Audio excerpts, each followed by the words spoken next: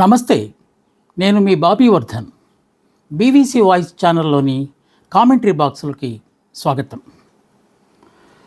కేంద్ర స్థాయిలో CBI, SB, రా రీసెర్చ్ అండ్ అనాలిసిస్ వింగ్ లాంటి నిఘా బృందాలు ఆ భద్రతా బాధ్యతను సేకరించే సంస్థలు ఉండటం అనేది ప్రతి దేశానికి, ముఖ్యంగా ప్రజాస్వామిక దేశాలకు అది పటిష్టమైన భద్రతను చేకూర్చడంలో ముఖ్యమైన భూమికను పోషిస్తాయి.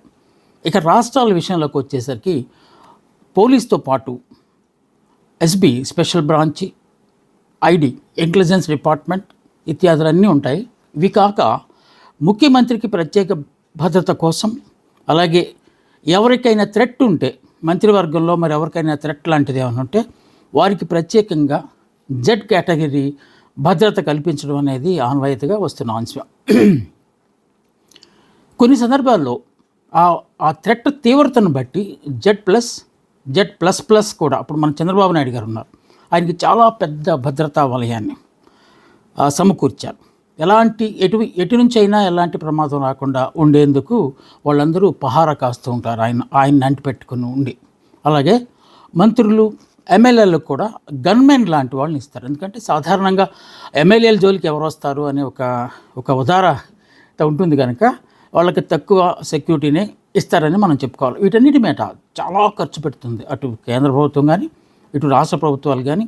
ముఖ్యంగా హోంశాఖ దీన్ని పర్యవేక్షిస్తూ ఉంటుంది, కేంద్రంలోనూ ఇటు రాష్ట్రాలను కూడా. అసలు ఏంటి ఈ నిఘా విభాగాలు ఏంటి, ఈ భద్రతలు ఏంటి, సడన్గా ఈ అంశానికి సంబంధించిన చర్చ ఏంటి, లేకపోతే విశ్లేషణ ఏంటి అని మీకు అందరికీ అనుమానం మీ పాటికి వచ్చే ఉండాలి. అవును, మన దేశంలోనూ, మన రాష్ట్రంలోనూ, ఇతర రాష్ట్రాల్లోనూ భద్రతా వైఫల్యము, అలాగే నిఘా విభాగాలు సరిగా పనిచేయకపోవటం వల్ల కొన్ని సందర్భాల్లో అనూహ్యమైన ప్రమాదాలు ఏర్పడ్డాయి. చాలామంది ప్రాణాలు కోల్పోయారు.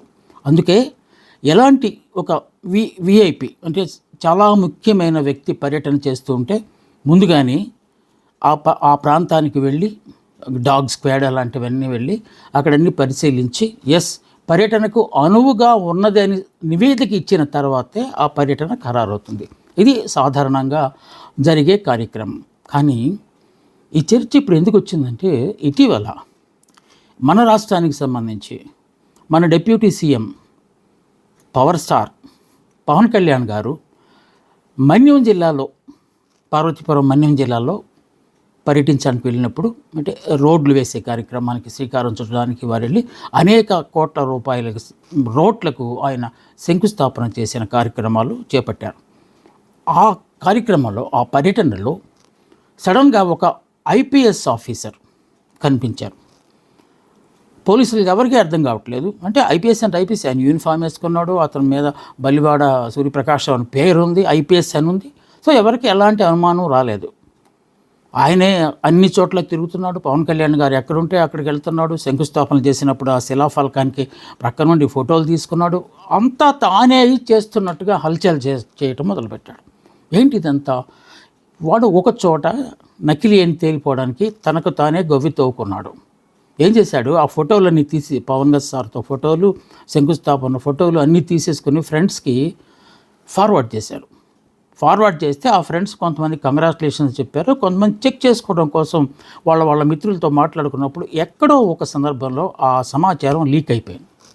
లీక్ అవ్వడంతో పోలీసులకు అనుమానం వచ్చి పుట్టింది. ఎందుకంటే ప్రోటోకాల్స్ అన్నీ దాటుకుని కార్ పార్కింగ్ ఎక్కడ పెడతారో అక్కడే పెట్టాడు, ప్రోటోకాల్ కార్లు ఎక్కడ ఉంటాయో అక్కడే పెట్టాడు. అంటే ఎవరికీ ఎలాంటి అనుమానం లేకుండా తాను నిజమైన ఐపీఎస్ ఆఫీసర్ని పర్యటనలో, పవన్ గారి పర్యటనలో భాగంగా నేను ఇక్కడికి వచ్చాను అనే ఒక చిత్రాన్ని, సీన్ అక్కడ వాడు క్రియేట్ చేసి ఇదంతా చేయగలిగాడు. పోలీసులకు అనుమానం వచ్చింది, పట్టుకున్నారు. ఆ తర్వాత అనేక సెక్షన్లతో వాడి మీద కేసు పెట్టారు.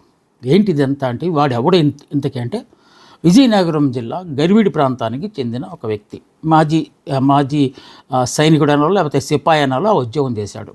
ఇప్పుడు జనరల్గా రిటైర్డ్ అయిపోయిన తర్వాత మిలిటరీ వాళ్లకు చిన్న ఉద్యోగాలు ఇస్తారు. అలాగే ఈయన కొలతలు, తూనికల విభాగంలో లైసెన్స్డ్ రిపేరర్గా పనిచేస్తున్నాడు ప్రస్తుతానికైతే. సడన్గా ఒకరోజు ఆ ఊరు నుంచి మాయమైపోతే హైదరాబాద్ వెళ్తున్నాను, ఎందుకంటే నేను ఐపీఎస్ సెలెక్ట్ అయ్యాను అని చెప్పి వాళ్ళందరిని నమ్మబలికి వెళ్ళాడు. అక్కడి నుంచి ఈ దందా మొదలుపెట్టాడు. అంటే చాలా సంవత్సరాల నుంచి ఇదంతా చేస్తున్నాడు. ఇక్కడికి వచ్చేసరికి అది బయటపడింది. అంటే వాడు నకిలీ ఐపీఎస్ అని బయటపడింది. ఎందుకంటే వాడు నిజంగానే ఐపీఎస్ సాధించాడని చెప్పి ఆ ఊర్లో వాళ్ళు అతనికి కుల సంఘాల వాళ్ళు సన్మానం చేశారు. ఎవరికి బ్రహ్మరథం పడుతున్నారు. మా ఊరు వాడు లేకపోతే మిలిటరీకి వెళ్ళి వచ్చినా కూడా తనకు తాను అదే స్వయం కృషితో ఐపీఎస్ దాకా వెళ్ళాడని చెప్పి అందరూ సంబరాలు చేసుకుంటున్నారు. కానీ అతను నకిలీ అని ఈ పర్యటనలో బయటపడింది. సో నిజంగానే పవన్ కళ్యాణ్ గారు డిప్యూటీ సీఎం స్థాయిలో హోదాలో మన్యం జిల్లా అనగానే కొంత సున్నితమైన ప్రాంతమే అది. ఎందుకంటే నక్సల్స్ ఎక్కువగా ఉండే ప్రాంతం.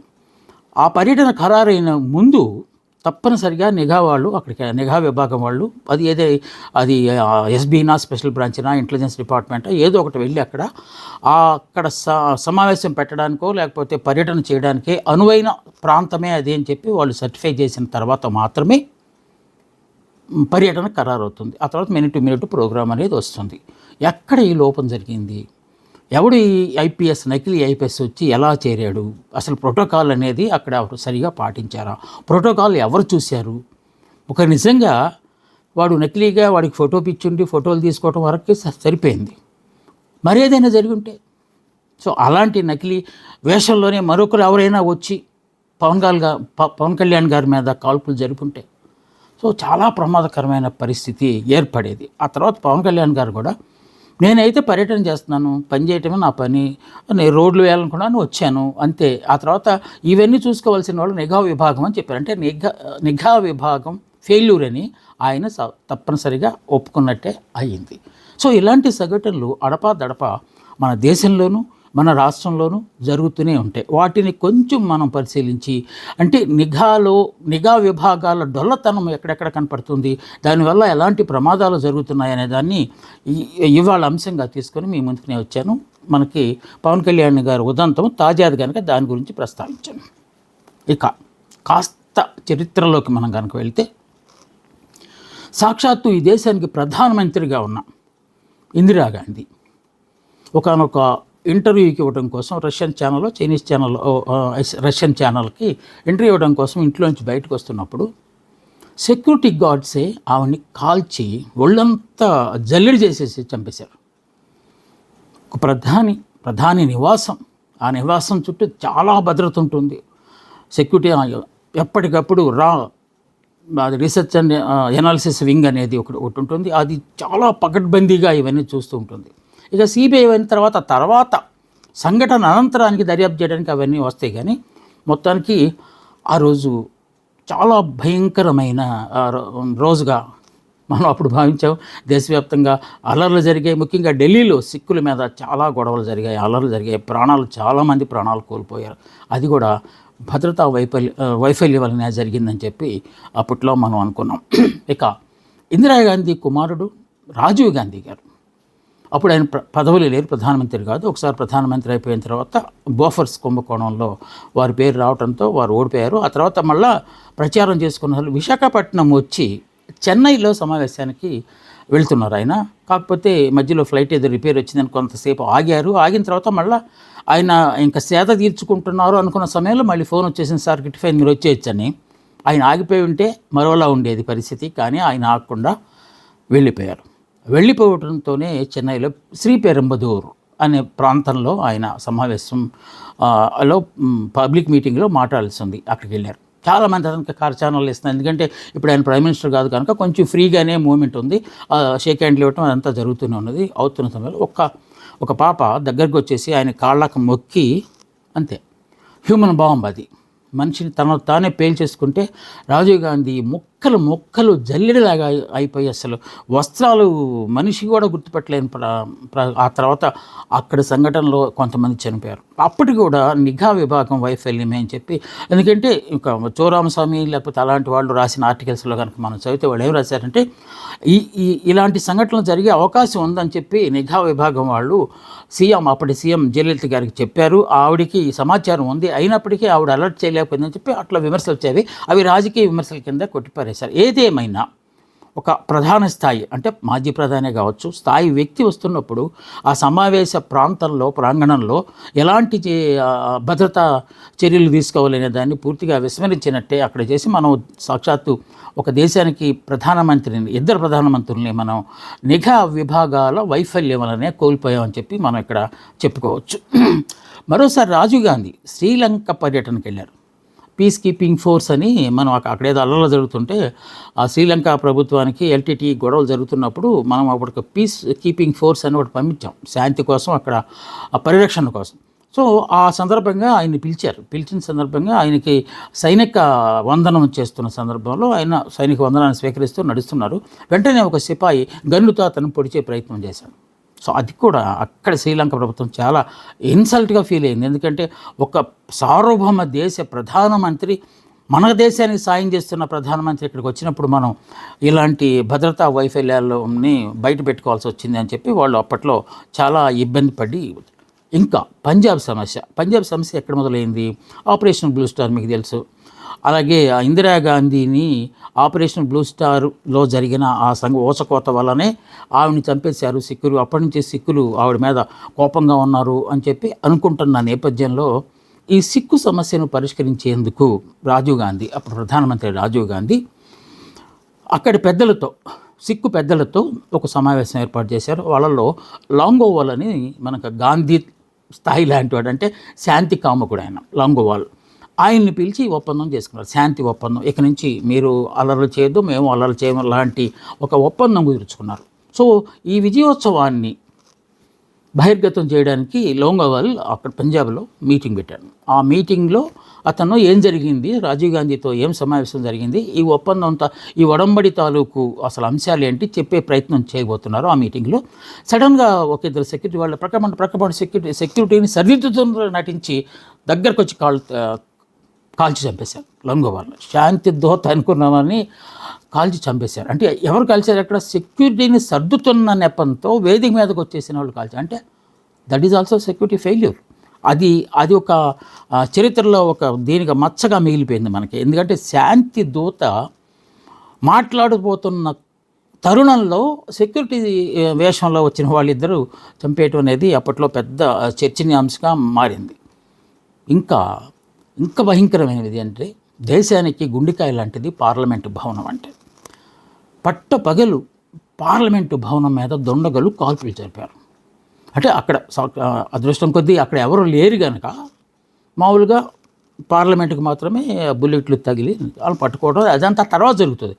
అసలు అక్కడ దాకా చాలా అంచెల్లో భద్రత ఉంటుంది పార్లమెంటు భవనానికి. వాళ్ళిద్దరు ఎలా తప్పుకుని వచ్చారు? పైగా ఆయుధాలతో ఎలా వచ్చారు? గన్నులతో ఎలా వచ్చారు? ఎవరైనా లోకల్ వాళ్ళు కుమ్మక్కయ్యారా? అసలు భద్రతా సిబ్బందిలోనే అలాంటి వాళ్ళు ఎవరైనా తిరుగుబాటుదారులు ఉన్నారా? ఇలాంటి చర్చ చాలా కాలం జరిగింది. దాని మీద దర్యాప్తులు జరిగింది, కానీ రిజల్ట్ అయితే ఏం రాలేదు. మొత్తానికి భారతీయ సార్వభౌమాధికారాన్ని ప్రతిబింబించే పార్లమెంట్ మీదే మేము దాడి చేయగలిగామని ఆ దుండగులు విర్రవేగటం అనేది ఇక్కడ మనం ప్రస్తావించాల్సిన అంశం. ఇక మన రాష్ట్రంలోనే జరిగింది. అంటే అప్పుడు ఉమ్మడి రాష్ట్రంలో 1984 అంటే తెలుగుదేశం ఆవిర్భావం తర్వాత ముఖ్యమంత్రిగా నందమూరి తారక రామారావు గారు ప్రమాణ స్వీకారం చేశారు. ఒక విజయోత్సవ సమావేశాన్ని ఎల్బీ స్టేడియంలో ఏర్పాటు చేశారు. అనేక అశేషమైన జనవాహిని అప్పటికే ఉన్నది. చంద్రబాబు నాయుడు గారు కూడా కాంగ్రెస్ నుంచి తెలుగుదేశం పార్టీలోకి వచ్చారు. వాళ్ళందరూ సభా వేదిక మీద ఉన్నారు. ఎన్టీ రామారావు గారు ప్రసంగించడం మొదలుపెట్టినప్పుడు సడన్గా ఒక దొండగుడు వచ్చేసేసి ఎన్టీ రామారావు గారిని పోగొట్టడానికి ప్రయత్నిస్తే ఆయన పట్టుకుంటే బొటన్ వేలు కోసుకుపోయింది. అంటే కొంచెం లోతుగానే కోసుకుపోయింది, రక్తం కాటింది. అయ్యో ప్రమాదం, వెంటనే ఆయన పట్టుకున్నారు, మొత్తానికి జైల్లో వేశారు. మల్లెల బాబ్జీ అని అతని పేరు, మల్లెల బాబ్జీ. అతను ఎన్టీ రామారావు గారి మీద దాడి చేసే ప్రయత్నం చేశాడు. పట్టుకున్నారు. అప్పుడు డీజీపీగా ఉన్న విజయ రామారావు గారు అతను తీసుకెళ్ళి రకరకాలుగా ప్రశ్నలు అడిగారు. తర్వాత నేనే చేశాను అని అన్నాడు. కానీ తర్వాత స్టోరీ అంతా మారిపోయింది. వాడిని జైల్లో పెట్టారు, రకరకాల సెక్షన్లు పెట్టి. ఎన్టీ రామారావు గారు పోనీలేండి, పిల్లడు ఎవడో ఏదో చేసేళ్ళండి, వదిలేయండి అని చెప్పి క్షమాభిక్ష పెట్టారు. కానీ చట్టం ఊరుకోదు కదా, అతని మీద నేరాలన్నీ మోపింది.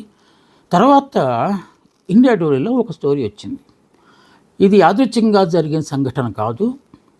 చంద్రబాబు నాయుడు గారే ఎన్టీ రామారావు గారికి సానుభూతి సంపాదించడం కోసం ఇలాంటి కార్యక్రమాలు చేయించారు అని అప్పట్లో ఒక స్టోరీ వచ్చింది. అంటే జనరల్గా మనం ఊహాజనితంగా కొంతమంది రాస్తారు, ఆధార సహితంగా కొంతమంది రాస్తారు. మళ్ళీ దాని మీద కూడా పెద్ద చర్చ అయింది.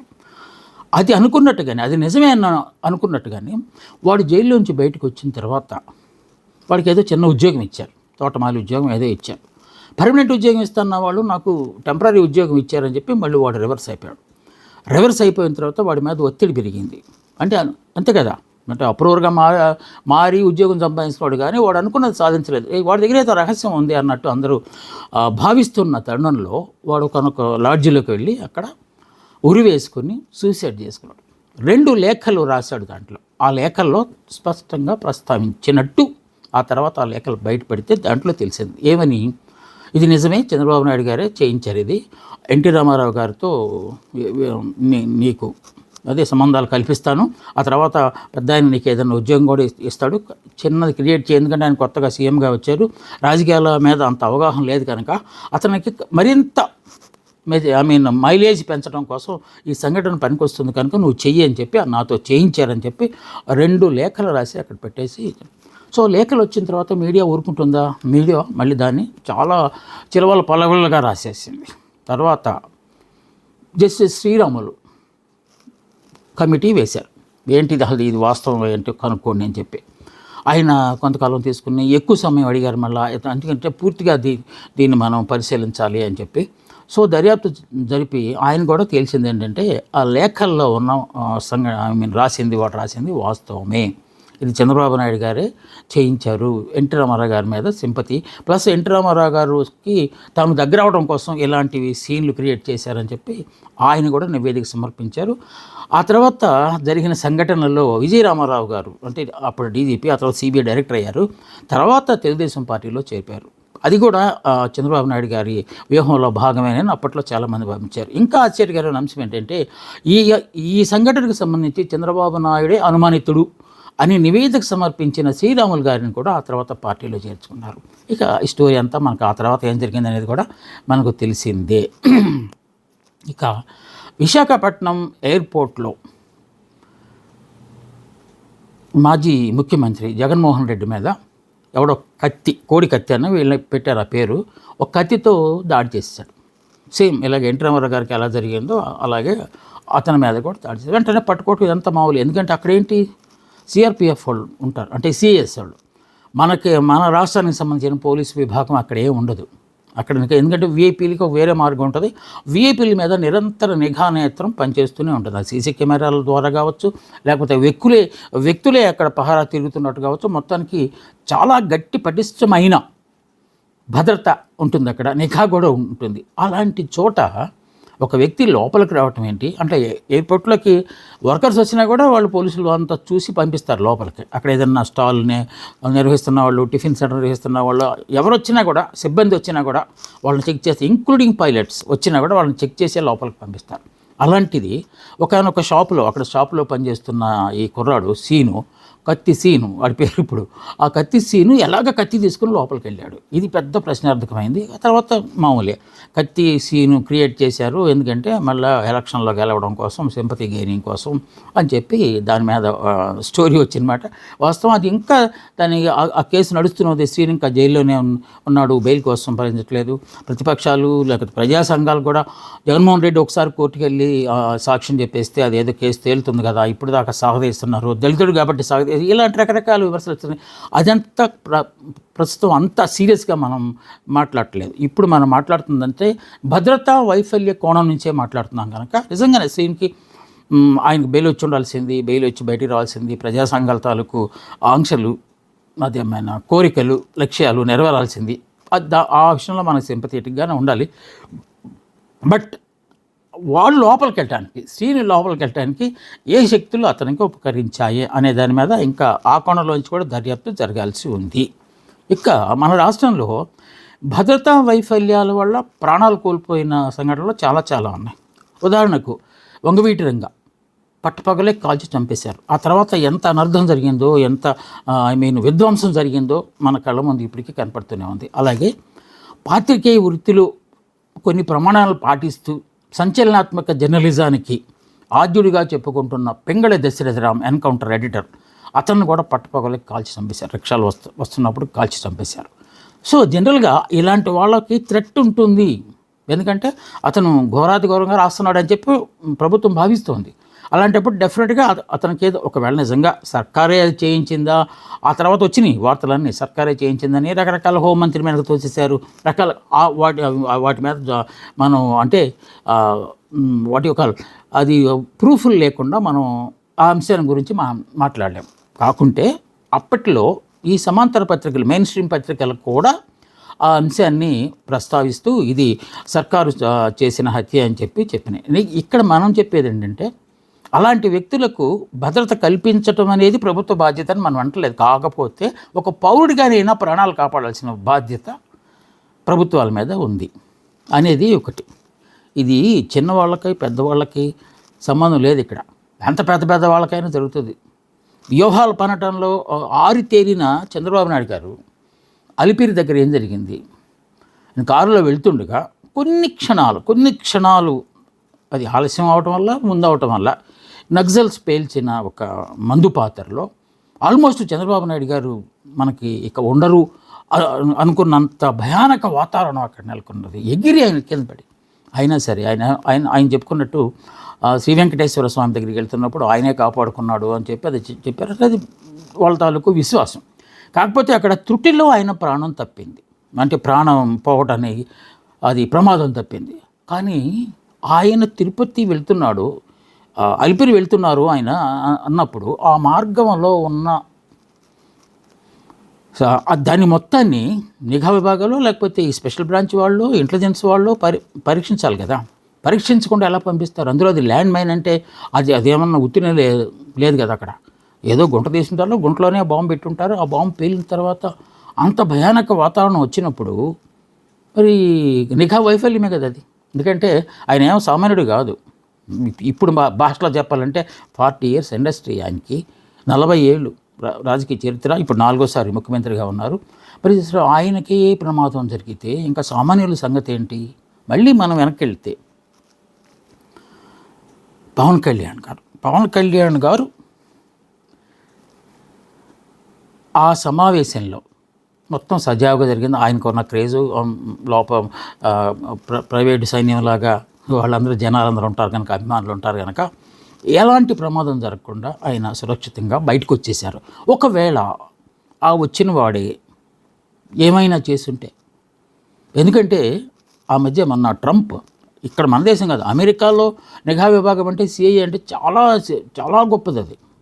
అలాగే వాయిస్ ఆఫ్ అమెరికా వాళ్ళు కూడా అసలు ఆల్మోస్ట్ నిఘా పెట్టినట్టే చేస్తారంట. అందుకే వాయిస్ ఆఫ్ అమెరికా జర్నలిస్టులని ఇంటెలిజెన్స్ అంటారు. వాళ్ళంతా ఏం జరగబోతుందో ముందే సమాచారం అంతా ఇస్తారు. ఆ సిఏ కానీ ఏమి లేకుండా అతని మీద 2 సార్లు అటెంప్ట్ జరిగిందంటే అక్కడ కూడా అంతే, నిఘా లేదు. అంటే ఈ నిఘా వైఫల్యము, ఈ భద్రతా లోపం అనేది అంతర్జాతీయ సమస్యగా ఇప్పుడు మారింది.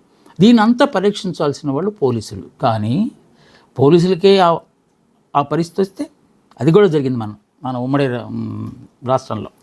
ఐపీఎస్ వ్యాస్ చాలా పాపులర్ టైగరిస్ట్, ఆయన చాలామంది సింహం, పులి ఇలా పోలుస్తూ ఉంటారు. అంటే కొంచెం ధైర్య సాహసాలు ఎక్కువ అనేది. అతను మార్నింగ్ వాక్ చేస్తున్నప్పుడు దగ్గరగా వెళ్ళి గన్ పాయింట్లో కాల్చేశారు. సో పోలీసులే ఆయన ఎక్కడికి వెళ్ళినా సరే ఆయన పక్కన వస్తారు, గన్మెన్ వస్తారు. మరి వాళ్ళందరూ ఏం చేశారు? ఆ కాల్చిన వాడు డెఫినెట్గా రెక్కీ నడిపి ఉంటాడు. ఆ రెక్కీ నడిపినప్పుడు వీళ్ళకి ఏం అనుమానం రాలేదా? ఐపీఎస్ ఆఫీసరు, అందులో చాలా పవర్ఫుల్ ఐపీఎస్ ఆఫీసరు, అతను వాకింగ్ చేస్తున్న చోట చుట్టుపక్కల ఎలా ఉన్నది వాతావరణం అని చూడాల్సిన బాధ్యత నిఘా విభాగానికి కాదా? అది భద్రతా లోపంలో జరిగిన హత్యగా మనం భావించనక్కర్లేదా? ఇలాగా ఒక్క చిన్న ఏమార్పు పెద్ద విస్ఫోటనానికి దారితీసే అవకాశాలు ఉన్నాయి. అది దేశ ప్రధాని కావచ్చు, స్థానిక ఎమ్మెల్యేలు కావచ్చు, వీళ్ళు ఎవరికైనా కావచ్చు. ప్రాణం ఎవరికైనా ప్రాణమే. ముఖ్యంగా కోట్ల రూపాయలు ఖర్చు పెట్టి ఏర్పాటు చేసుకునే నిఘా భద్రతా సంస్థలు కాస్తంత జాగ్రత్తగా ఉండాలి అని చెప్పి పవన్ కళ్యాణ్ గారి పర్యటనలో నకిలీ ఐపీఎస్ ఉదంతం మనందరినీ హెచ్చరిస్తుంది. సో ఈ హెచ్చరికను ముఖ్యంగా ఆ సంబంధించిన విభాగాల్లో చూడాలని, వినాలని, ఆ తర్వాత మరో ఇలాంటి ప్రమాదం జరగకుండా వాళ్ళు ముందుగానే జాగ్రత్తలు తీసుకోవాలని, సో భద్రతా వైఫల్యం వల్ల ఎవరి ప్రాణం పోకూడదని మనము ఆశిస్తూ ఇది ఇవాళ విశ్లేషణ. మళ్ళీ మరొక ఇంట్రెస్ట్ అంశం మీద మళ్ళీ మీ ముందుకు వస్తాను. ఓకే, నమస్తే, మీ ప్రొఫెసర్ బాబీ వర్ధన్.